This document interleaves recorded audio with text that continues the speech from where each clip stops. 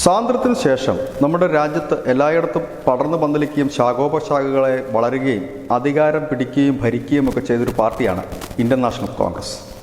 പക്ഷേ കുറച്ചു നാൾക്ക് ശേഷം ഈ കോൺഗ്രസ് ചില സംസ്ഥാനങ്ങളിൽ തകർന്ന് അടിയുകയും അവിടെ പുതിയ ഒരു രാഷ്ട്രീയ സമവാക്യങ്ങൾ ഉരുത്തിരിഞ്ഞു വരികയും ചെയ്തു.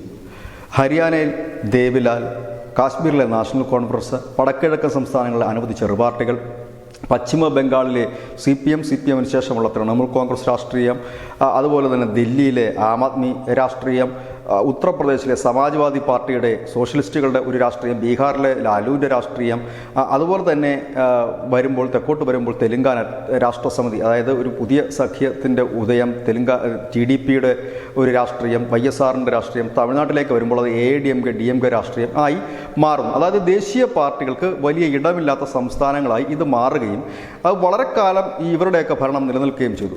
പിൽക്കാലത്ത് വീണ്ടും ദേശീയ പാർട്ടികൾ ശക്തി പ്രാപിക്കുകയും BJP എന്ന ദേശീയ പാർട്ടി ഇവിടങ്ങളിലൊക്കെ കടന്നു കയറുകയും ഇവരിൽ പലരുമായി സഖ്യത്തിലെത്തുകയും പിന്നീട് ആ സഖ്യത്തിലൂടെ അധികാരം പിടിക്കുകയും ആ സംസ്ഥാനത്ത് വേരുറപ്പിക്കുകയും ചെയ്തിരുന്നു. പക്ഷേ BJPക്ക് വേരുറപ്പിക്കാൻ വലിയ പ്രയാസകരമായ ഒരു സംസ്ഥാനം, ബുദ്ധിമുട്ടേറിയിരുന്ന ഒരു സംസ്ഥാനം ഒന്ന് ഹരിയാനയായിരുന്നു. കാരണം അവിടെ ജാട്ടുകൾ ഭൂരിപക്ഷം നിർണായക വിധി നിർണ്ണയിക്കുന്ന ഒരു സംസ്ഥാനമായിരുന്നു. ദേവിലാലിൻ്റെ ഒരു വിളയാട്ട ഭൂമിയായിരുന്നു. മകനും ചെറുമകനും ഒക്കെ തന്നെ മാറി മാറി അവിടെ ഭരിക്കുകയും അവരുടെ കൈവശമായിരുന്നു ആ സംസ്ഥാനമെന്ന് തന്നെ പറയേണ്ടി വരും. പക്ഷേ പതുക്കെ മനോഹർലാൽ ഖട്ടർ എന്ന് പറയുന്ന ഒരു നേതാവിലൂടെ BJP അവിടെ അധികാരം പിടിക്കുകയും 10 വർഷം ഭരിക്കാൻ അവർക്ക് കഴിയുകയും ഒക്കെ ചെയ്തൊരു സാഹചര്യം അവിടെ അവരുടെ രാഷ്ട്രീയം കൊണ്ടുവരാൻ കഴിഞ്ഞു. പഞ്ചാബിലേക്ക് വരുമ്പോൾ അവിടെ കോൺഗ്രസിൻ്റെ ശക്തമായ ഒരു ഉരുക്കു കോട്ടയാണ് പഞ്ചാബ് എന്ന് പറയേണ്ടി വരും. പക്ഷേ അവിടേക്ക് അകാലിദൾ രാഷ്ട്രീയം കടന്നു വരികയും ശിരോമണി അകാലിദൾ കണ്ടിന്യൂസായി ഭരിക്കുന്ന ഒരു കാലഘട്ടം വരികയും പിന്നെ അനവധി അകാലിദൾ ഗ്രൂപ്പുകൾ രൂപപ്പെടുകയും ചെയ്തു. ഈ ശിരോമണി അകാലിദൾ വന്നപ്പോൾ BJP ചെറുതായിട്ടെങ്കിലും പഞ്ചാബിലേക്ക് കടന്ന് കയറുവാനും അവർക്ക് കഴിഞ്ഞു. കോൺഗ്രസ് ഇപ്പോഴും പഞ്ചാബിൽ ഉണ്ട് എന്ന് തന്നെ നമുക്ക് പറയേണ്ടി വരും. ഉത്തർപ്രദേശിലേക്ക് വരുമ്പോൾ ഈ സോഷ്യലിസ്റ്റ് രാഷ്ട്രീയം മാറിയും മറിഞ്ഞും അവസാനം ഇപ്പോൾ എത്തി നിൽക്കുന്ന സമാജ്വാദി പാർട്ടിയിലും ബഹുജൻ സമാജ്വാദി പാർട്ടിയിലുമൊക്കെയാണ്. അവിടെയും BJP പലപ്പോഴും കൂട്ടിക്കെട്ടിയ മുന്നണികളുമായി മുൻപോട്ട് പോയിരുന്നെങ്കിൽ ഇപ്പോൾ BJP അവിടെ ഭരിക്കുന്ന നിലയിലേക്ക് മാറി. BJPക്ക് കടന്നു കയറാൻ കഴിയില്ല എന്ന് കരുതിയ സ്ഥലങ്ങൾ വടക്കിഴക്കൻ സംസ്ഥാനങ്ങളാണ്. അവിടെ ഇപ്പോഴും അവർ പലരെയും കൂട്ടിക്കെട്ടി മുൻപോട്ട് പോകുന്നു. ആസാമും മണിപ്പൂരുമൊക്കെ അവർ ഒറ്റയ്ക്ക് ഭരിക്കുന്ന നിലയിലേക്ക് എത്തുകയും ചെയ്തു. പശ്ചിമ ബംഗാളാണ് മറ്റൊരിടം. അവിടെയും ഈ ദേശീയ പാർട്ടികൾക്ക് വലിയ ഇടമില്ല. CPM പോയതിനു ശേഷം അവിടെ മമതയുടെ ഒരു അപ്രമാദിത്വം തന്നെയായിരുന്നു. വങ്കനാട്ടിലേക്ക് കടന്നു കയറാൻ BJPക്ക് കഴിഞ്ഞെങ്കിലും വലിയ മുന്നേറ്റം ഉണ്ടാക്കാൻ ഇപ്പോഴും അവർക്ക് കഴിഞ്ഞിട്ടില്ല. ഇടയ്ക്കൊരു ചെറിയ മുന്നേറ്റം ഉണ്ടാക്കിയെങ്കിൽ വീണ്ടും അവർ പഴയ നിലയിലേക്ക് എത്തി. അതിന് പ്രധാനപ്പെട്ട കാരണം അവർക്ക് അവിടെ നേതാക്കന്മാരായിട്ടുള്ളതും അണികളായിട്ടുള്ളതൊന്നും ഈ പരമ്പരാഗത BJPക്കാരല്ല എന്നുള്ളത് തന്നെയാണ്. CPMൽ നിന്നും തൃണമൂൽ കോൺഗ്രസിൽ നിന്നും എത്തിയവരാണ് ഏറിയ പങ്കും. കാരണം BJP എന്ന് പറഞ്ഞ് ഈ RSSലൂടെ BJPയിലൂടെ നിന്നും വളർന്നു വന്നവർ വളരെ കുറവാണ് എന്നുള്ളതാണ് അവിടുത്തെ ഒരു പ്രധാന വിഷയം. മറ്റൊരു സംസ്ഥാനം ഒഡീഷയായിരുന്നു. ബിജു ജനതാദൾ എന്ന് പറയുന്ന ഒരു പാർട്ടി, ആ പാർട്ടിയുടെ ഒരു അപ്രമാദിത്വത്തിൽ ആ പാർട്ടിയുടെ കൈകളിലായിരുന്നു ഒഡീഷ. അവിടെ കടന്നു കയറാൻ BJP പ്രയത്നിച്ചത് ഏതാണ്ട് 10-23 വർഷക്കാലമാണ്. നിരന്തരമായുള്ള പ്രയത്നം. ഒരുപക്ഷെ RSSൻ്റെ ഏറ്റവും കൂടുതൽ ശക്തമായ പ്രവർത്തനം നടക്കുന്നത് ഒഡീഷയിലാണ്. ഒടുവിൽ അവർ അവിടെ കടന്നു കയറുകയും അധികാരം പിടിക്കുകയും ചെയ്തു. അവർക്ക് കടന്നു കയറാൻ ബുദ്ധിമുട്ടുള്ളത് ദക്ഷിണേന്ത്യയായിരുന്നു.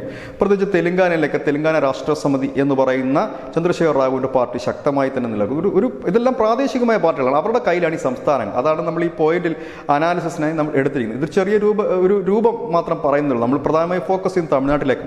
അങ്ങനെ തെലുങ്കാനയിൽ വരുന്നു. ആന്ധ്രാപ്രദേശിൽ ചന്ദ്രബാബു നായിഡുവിൻ്റെ പാർട്ടി, അതിനു മുമ്പ് അത് NDRൻ്റെതായിരുന്നു.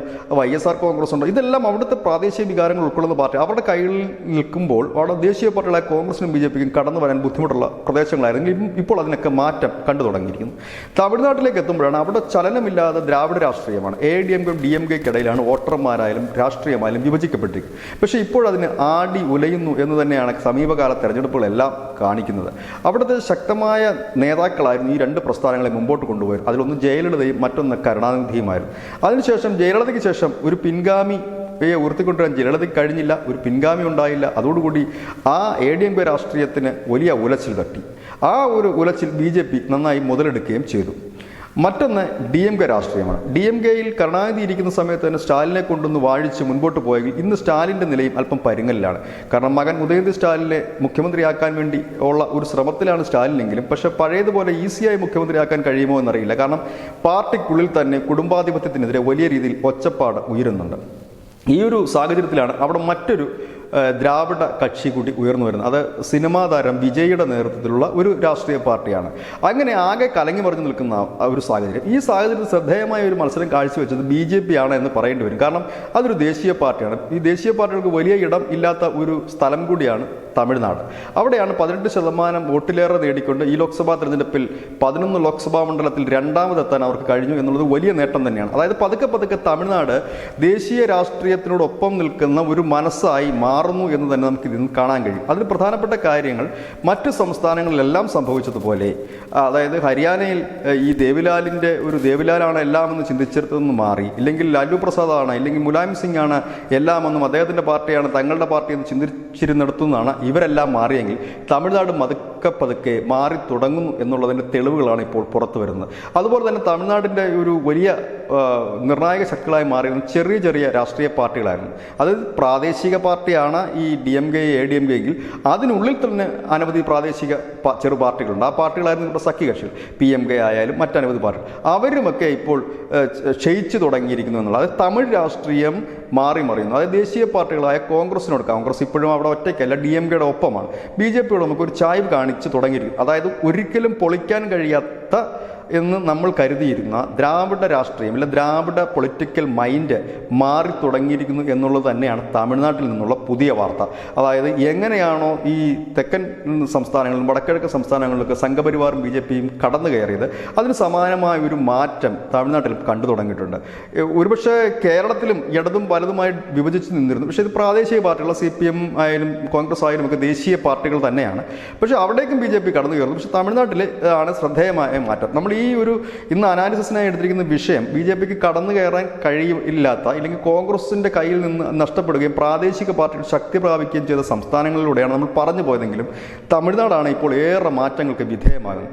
ഒരുപക്ഷെ അടുത്ത് വരുന്ന 2026 അവിടെ നിയമസഭാ തെരഞ്ഞെടുപ്പ്. ആ നിയമസഭാ തെരഞ്ഞെടുപ്പിൽ ഈ ദ്രാവിഡ രാഷ്ട്രീയ പാർട്ടികളുടെ വിചിത്രമായ മുന്നണികൾ ഒരുപക്ഷെ നമുക്ക് കാണാൻ കഴിയും.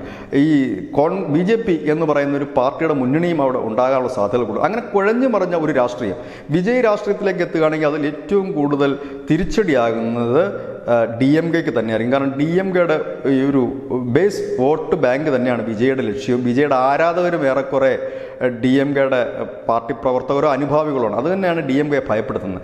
ADMK സംബന്ധിച്ച് ADMKയുടെ തകർച്ച മുതലെടുത്തത് BJP തന്നെയായിരുന്നു. ഇവിടെ DMKയെ തളർത്തുന്ന ഇല്ല തകർക്കുന്ന നീക്കം വിജയുടെ ഭാഗത്ത്. കാരണം വിജയ് രാഷ്ട്രീയത്തിലേക്ക് മുന്നിട്ടിറങ്ങിക്കഴിഞ്ഞാൽ അത് വിജയ്ക്ക് കിട്ടുന്ന പിന്തുണ ഏറിയ പങ്കും ഈ DMKയുടെ ഭാഗത്ത് നിന്നായിരിക്കും. കാരണം ഈ ഉദയനിധി സ്റ്റാലിൻ മുഖ്യമന്ത്രി പദത്തിലേക്ക് വരുന്നതിനോടോ നേതാവാകുന്നതിനോടോ ഒന്നും DMKയ്ക്കുള്ളിൽ വലിയ താല്പര്യമില്ല. കാരണം തലമുതിർന്ന നേതാക്കളും ഈ പാർട്ടിക്ക് വേണ്ടി അഹോരാത്രം പണിയെടുത്ത നേതാക്കളും ഒക്കെ DMKയിലുണ്ട്. സ്റ്റാലിനെ വരെ അവർ അംഗീകരിച്ചിരുന്നു. കാരണം സ്റ്റാലിനെ വാഴ്ത്താൻ കരുത്തനായ കരുണാനിധി ഉണ്ടായിരുന്നു. പക്ഷേ ഉദയനിധി സ്റ്റാലിനെ വാഴ്ത്താൻ സ്റ്റാലിന് കരുത്തുണ്ടോ എന്നുള്ളത് കാലം തെളിയിക്കേണ്ടതാണ്. ഏതായാലും നമുക്ക് അധികമൊന്നും ചിന്തിക്കേണ്ട അധികമൊന്നും ഇതിന് നോക്കിയിരിക്കേണ്ട ആവശ്യം വരില്ല. അടുത്ത ആഴ്ചയോടുകൂടി സ്റ്റാലിൻ അമേരിക്കയിൽ ഒരു പര്യടനത്തിന് പോകുന്നുണ്ട്. അതിന് മുൻപ് ഉദയനിധി സ്റ്റാലിനെ മുഖ്യമന്ത്രിയാക്കാനുള്ള നീക്കമാണ്. ഏതായാലും അധികം വൈകാതെ തന്നെ തമിഴ് രാഷ്ട്രീയം മറിഞ്ഞ് വരുന്നത് കാണാം. ഇപ്പോൾ ഏതായാലും നമ്മൾ ഈ ടോപ്പിക്ക് ചർച്ച ചെയ്യുന്ന സമയത്ത് അണ്ണാമലയെക്കുറിച്ച് കൂടുതൽ വാർത്തകളില്ല, അല്ലെങ്കിൽ ADMKയെക്കുറിച്ചൊന്നും കൂടുതൽ വാർത്തയില്ല. ഒരുപക്ഷെ സജീവമാകാനുള്ള സാധ്യതയുണ്ട് എല്ലാവരും. കാരണം തമിഴ്നാട്ടിലും ഒപ്പം തന്നെ കേരളത്തിലും മറ്റു സംസ്ഥാനങ്ങളെല്ലാം തദ്ദേശ തെരഞ്ഞെടുപ്പ് വരികയാണ്. ഈ തദ്ദേശ തെരഞ്ഞെടുപ്പാണ് രാഷ്ട്രീയ പാർട്ടികളുടെ ബേസ് വോട്ടിൻ്റെ ശക്തി അളക്കുന്നത്. കാരണം ഈ താഴെത്തട്ടിൽ ഗ്രാമങ്ങളിലും മറ്റും ബൂത്തുകളിലും മറ്റും എത്ര വോട്ടുണ്ടെന്ന് അളക്കുന്ന ഒരു അളവുകോൽ തന്നെയാണ് തദ്ദേശ തെരഞ്ഞെടുപ്പ്. അത് വരുമ്പോഴേക്കും കൂടുതൽ പാർട്ടികൾ ശക്തമാവുകയും പുതിയ മുന്നണികൾ രൂപപ്പെടുകയും ചെയ്തേക്കാം. ഇതാണ് ന്യൂസിൻ്റെ വളരെ പോയിന്റ്. നന്ദി, നമസ്കാരം.